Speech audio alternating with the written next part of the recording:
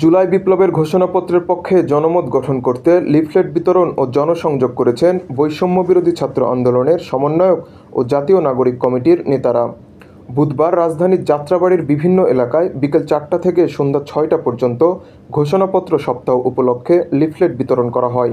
এ সময় জাতীয় নাগরিক কমিটির যুগ্ম মুখ্য সংগঠক নিজাম উদ্দিন বলেন, কেন্দ্র ঘোষিত এই কর্মসূচির অংশ হিসেবে 8 থেকে 14 জানুয়ারি পর্যন্ত মোট 7 দিন সারা দেশে বৈষম্যবিরোধী ছাত্র আন্দোলন ও জাতীয় নাগরিক কমিটি জুলাই বিপ্লবের ঘোষণাপত্র নিয়ে লিফলেট বিতরণ ও জনসংযোগ করবে।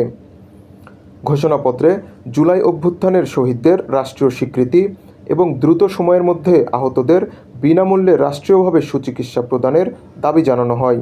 এছাড়াও গণ অভ্যুত্থান পরবর্তী আওয়ামী খুনি ও তাদের দোসরদের বিচার নিশ্চিত করার স্পষ্ট অঙ্গীকার ব্যক্ত করা সহ মোট 9টি দাবি অন্তর্ভুক্ত করার দাবি জানায় বৈষম্যবিরোধী ছাত্র আন্দোলন ও জাতীয় নাগরিক কমিটি।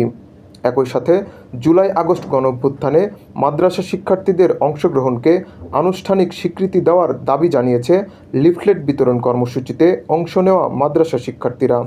এখনও আনুষ্ঠানিক কোনো স্বীকৃতি এই জুলাই অভ্যুত্থানকে দেওয়া হয়নি, অথচ আমাদের এখানে আহতদের সুচিকিৎসা এবং যারা শহীদ হয়েছে তাদের পুনর্বাসনের যেই দাবিগুলো আমরা জানিয়ে আসছি। এছাড়া 47, 71 এবং 24-এর যে একটা লিগ্যাসি, এটা পরিষ্কারভাবে আমাদের ঘোষণাপত্রে উল্লেখ থাকতে হবে।